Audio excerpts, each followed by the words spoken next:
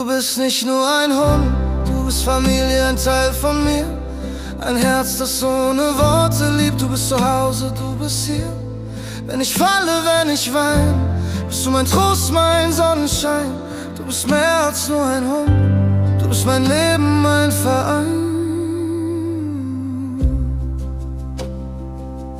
Du kennst mein Lachen, kennst mein Schweigen, legst dich leise zu mir hin, spürst, wenn dunkle Schatten steigen, kämpfst für mich mit Herz und Sinn.